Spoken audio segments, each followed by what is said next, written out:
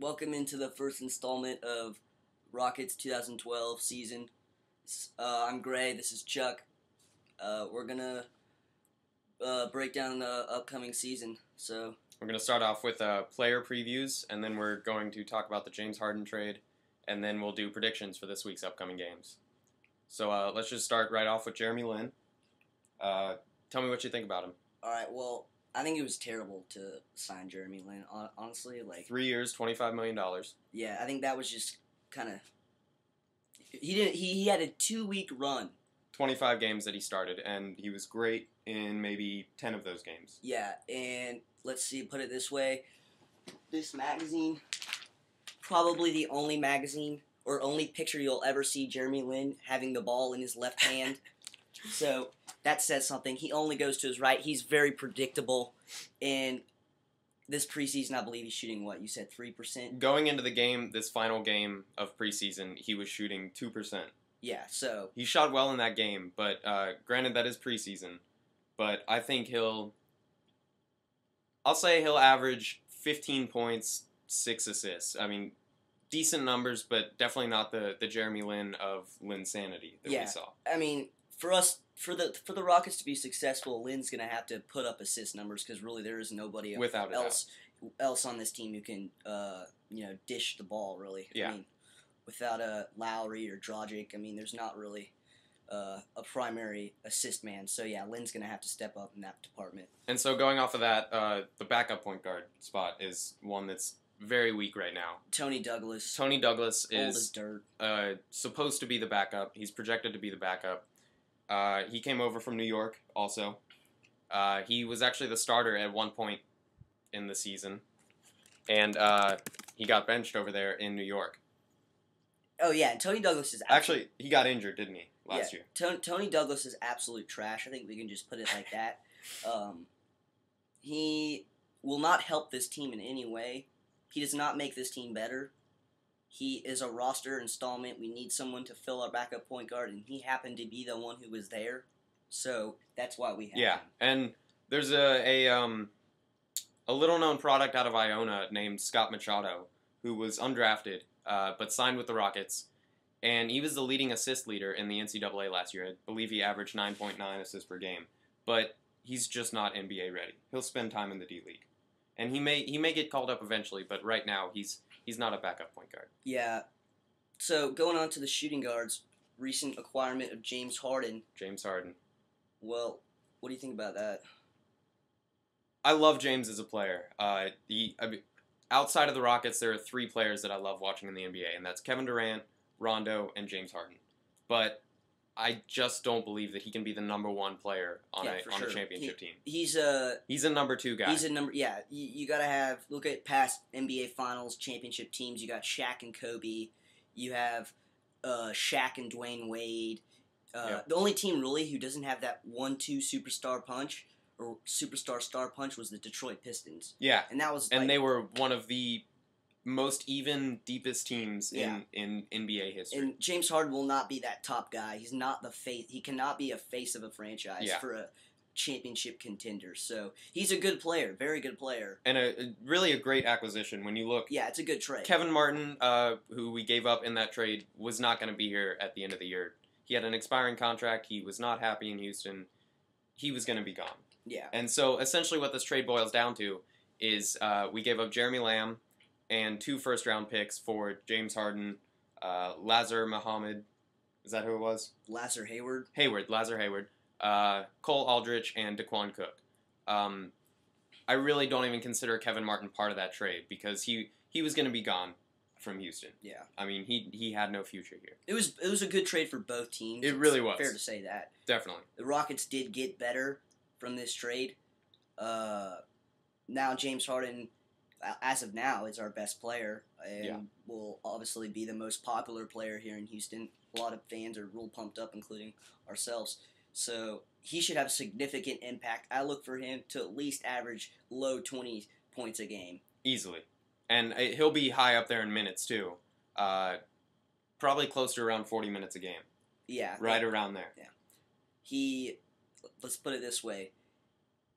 He needs to be the center of this team and needs to pretty much do everything in order to have this team go to the playoffs. Essentially, yeah.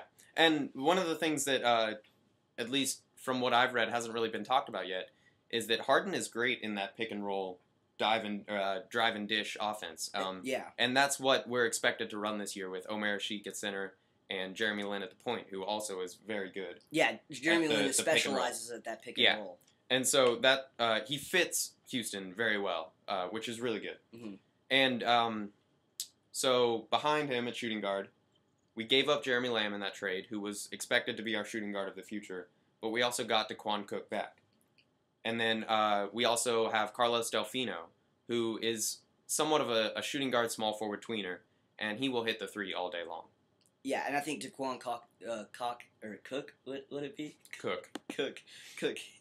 DeQuan Cook, we should just call him that from now on. No. DeQuan Cook, he's a good three-point shooter. Now, he's a three-point specialist, along with Delfino. Yeah. And as a backup shooting guard, I don't think that's the best way. You don't want a backup shooting guard who specializes at a three-pointer. I mean, at least two, because look at past Courtney Lee, perfect key role player. And I was very disappointed to see him go, because I feel he's a playmaker who could come off the bench, and we don't have that. He was a great slasher. Yeah, cutting to the basket. We don't have that anymore at the backup shooting guard position. Yeah. So, moving on to small forward, Chandler Parsons. He had a great rookie season. It's fair to say that. Coming out of the second round in the draft. Second round, he had some spectacular dunks on putbacks. Yep. Struggled mightily at the free throw line. Was not very a good shooter. He was not that good of a shooter. He wasn't.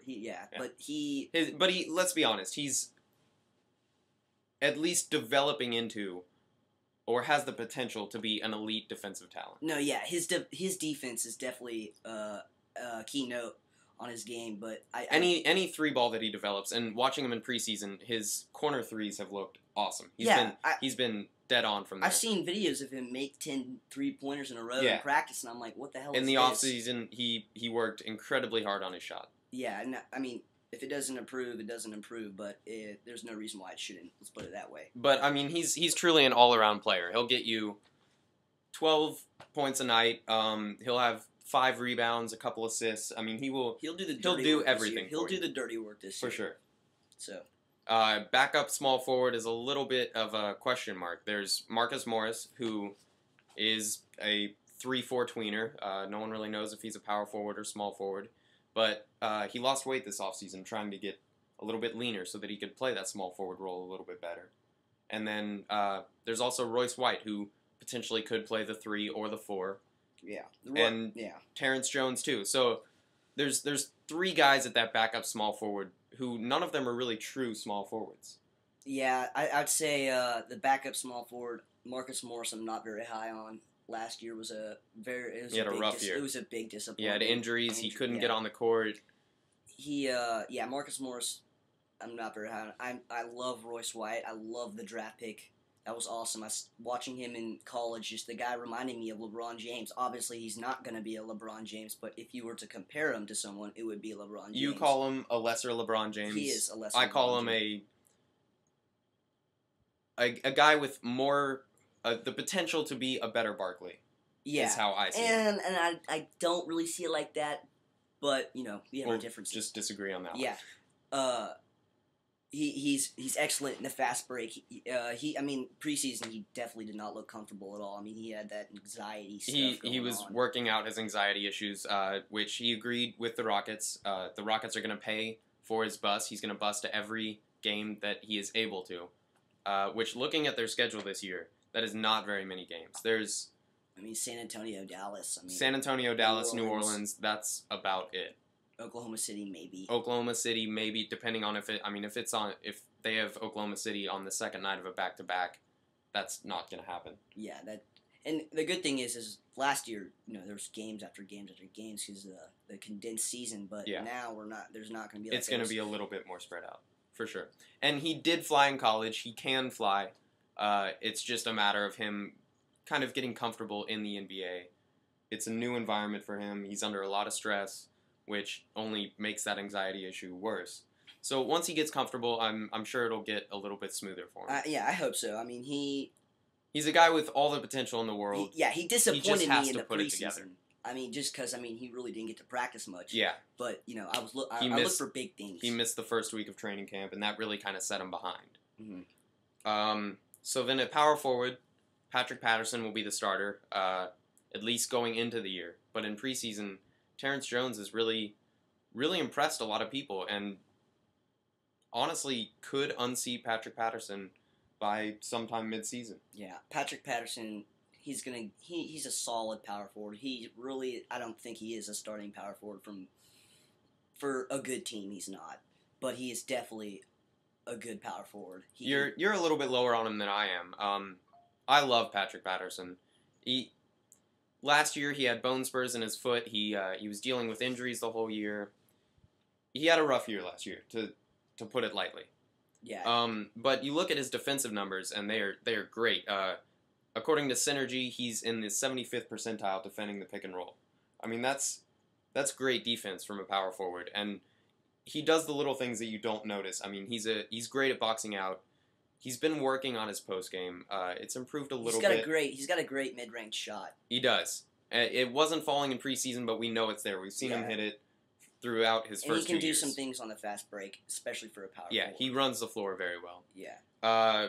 So behind him and Terrence Jones, I'm excited for him. He looked absolutely spectacular in Terrence Jones in the preseason. He really did. Yeah. He looked amazing. He was all over the place. He was the leading scorer, or not leading, but second leading scorer behind Kevin Martin, who's no longer here, multiple times throughout the preseason. He eats up rebounds. He has a huge wingspan. I mean, I didn't realize he was so big in college. Like, I mean, I thought he was like 3 at that. Like, I mean, I thought he was just a natural 3. But I mean, the guy plays. He's 6'9". He played center, didn't he? Like against. Like, I don't know. I thought he matched up against Anthony Davis. He might have. Like they were on the same New Orleans. team. No, in the New Orleans game. In the preseason game, he did match up against Anthony Davis. Anthony Davis was a power forward. Oh, okay. Well. Yeah, New Orleans is not playing him at center. Oh, I didn't know that. Terrence Jones is a guy who's right now he's the most NBA ready out of all the rookies on this Rockets team. He may not end up being the best, but right now he is the best. Yeah, and like the trade yesterday with Harden and Martin. Well, Jeremy Lamb went along with Martin, and it's disappointing because Lamb has some potential. Definitely, I could see him as becoming a really good scorer in the NBA. Yeah. So it's disappointing to like put it lightly. Yeah, it is. But you win some, you lose some, you give and take. So we'll see.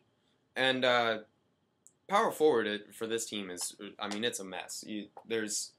We already talked about Terrence Jones and Royce White, who can play small forward, but are probably a bit better set for the power forward. And then there's also Donatas Motiejunas, who was a draft pick last year, but spent the year over in Europe working on his game. And he's a true 7-footer, but he's a stick. I think he's only he's 230. But this kid's post game is ridiculous. He has unlimited number of moves once he's got the ball with his back to the basket. Yeah, but he's gonna get knocked around pretty well in the paint this year. For sure. He needs to put on weight. I think he'll spend some time in the D League personally. I just don't think he's quite NBA ready. Yeah. He's light. He's tall for a power forward, but he does not have the weight to pound in on the inside. For sure. With NBA power forwards. I think he's a guy in a couple of years though that could end up being the kind of the hidden gem from this class of rookies that the Rockets have brought in. Granted, Royce White could end up being a superstar one day if he can ever kind of figure out his anxiety he has the disorder. potential for sure. And then at center, a huge addition in the offseason, Omer Asik, brought in for 3 years, $25 million, essentially the same deal as Jeremy Lin. He's been amazing in the preseason. Yeah, he's racked up boards like no other. I believe he's leading the NBA in rebounds this preseason. Yeah. I think like averaging like 12 rebounds, which is ridiculous. And in very few minutes, in preseason minutes, which is like 26 minutes and a that's game. that's all we ask for from Omer Asik. Yeah. Is just rebound the ball. Any scoring from him is just a bonus, honestly. I mean, if like that's what we got him for, rebounding on the boards, because the Rockets haven't had one of those guys And defense in a while. down in the paint, which he is, statistically, he's a freak playing defense. I mean, his defensive numbers are unreal. Yeah, that was a definite steal for Morey. I'd give him credit for that. Despite his slip-ups the past 2 years, in my opinion. Yeah. So, but I good mean, steal. you look at what Daryl Morey did this offseason, and he did a lot of really good things. He brought in Jeremy Lin, which a lot of Houston Rockets fans aren't too excited about. But from a basketball perspective, that probably wasn't a smart signing. But from a money market situation, from a marketing perspective, that was pure genius. Then he brought in Omer Asik. We have a true center since probably for the first time since Yao Ming. I mean, last year we had Samuel Dalembert, but he was a stopgap. He was a temporary. He was a Band-Aid basically. And then he also just came through with this Harden trade. Daryl Morey did a lot of good things this offseason. I think he made up for a lot of stuff he did. I think I was disappointed that we weren't able to get Dwight Howard. We definitely could have offered Orlando better assets than any other team, and we couldn't pull off the trade. I know Dwight was not cooperative with the whole situation. He either wanted to go to Brooklyn, wanted to go to L.A., just tooled everybody around for how many months during the offseason. So, that was ridiculous.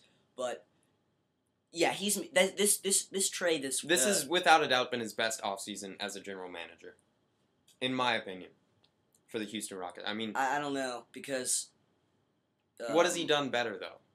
I mean, he brought in, at the very least, an average point guard. Well, think about it. Was he with the team when McGrady? Did he bring in McGrady?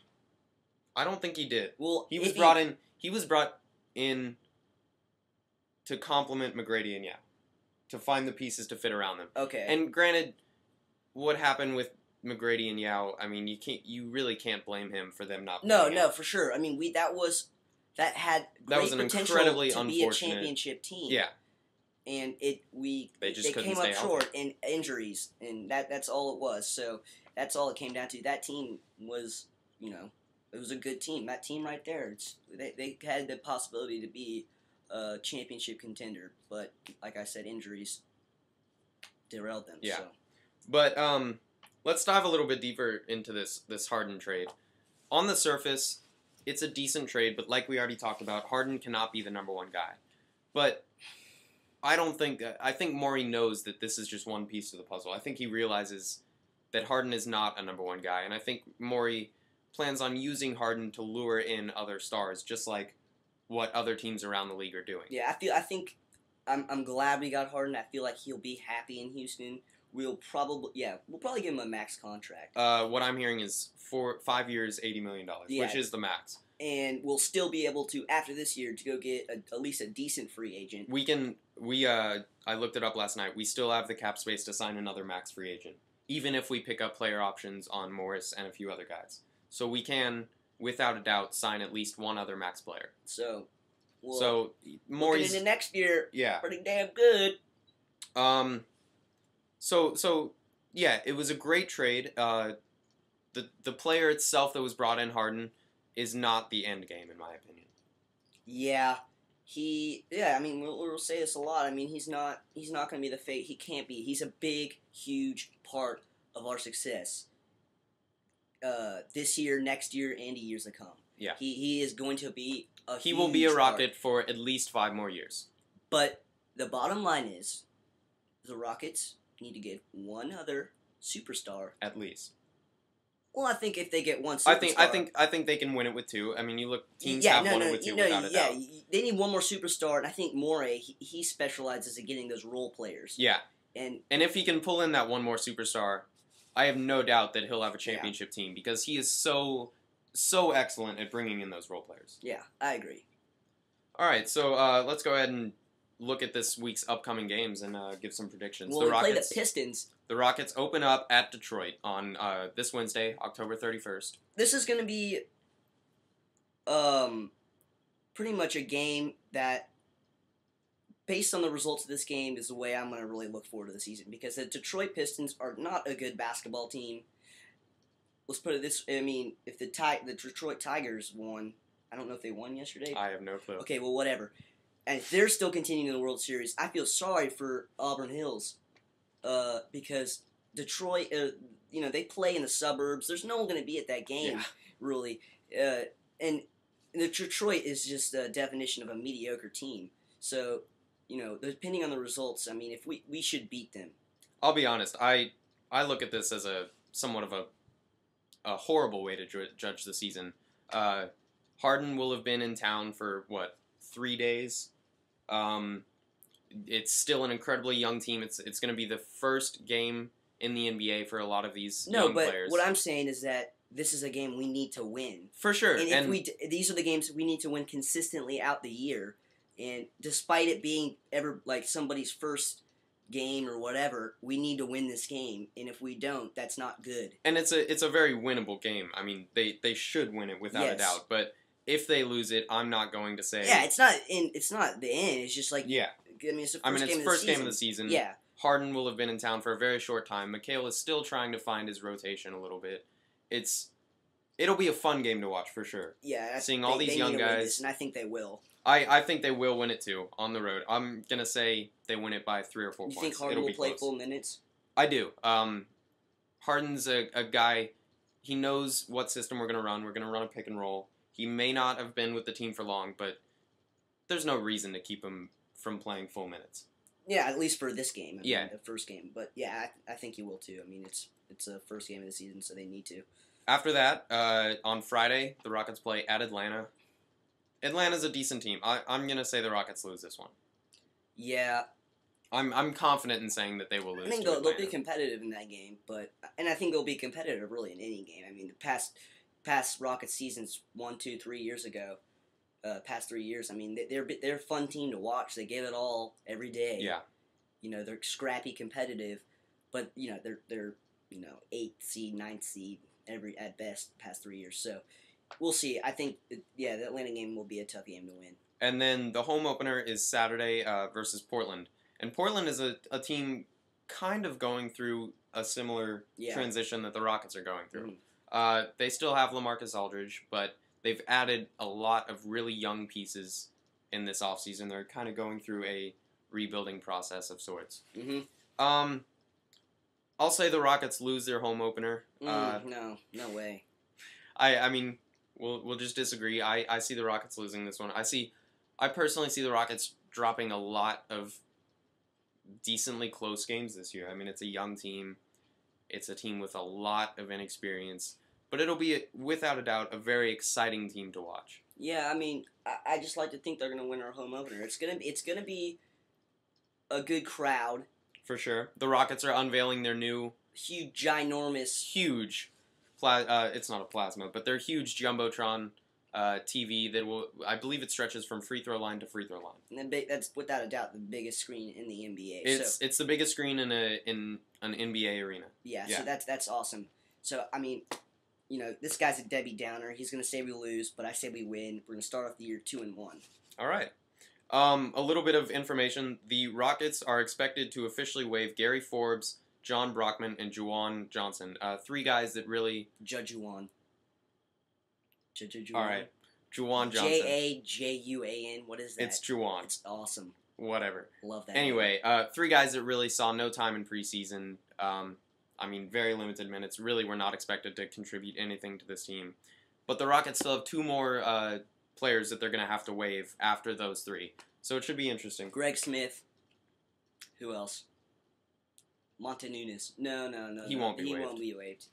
I see Greg Smith and Scott Machado being the 2 that are waived. No, I meant Machado, not Martinez. Yeah. Greg Smith and Scott Machado are 2 guys that I think will be waived. And I think they'll periodically, I mean, they're going to get sent down to the D-League. The Rockets really like both of these guys. Scott Machado was leading the NBA in preseason in 2 very obscure statistical categories, which we know Daryl Morey is a sucker for those crazy statistics. So I think those are 2 guys that they'll be the final 2 waived, and they'll spend their time in the D-League this season. Yeah, and for good reason. So yeah, I'm that's Gray. about it. This is Chuck. First Rocket podcast, so yeah, go Rockets.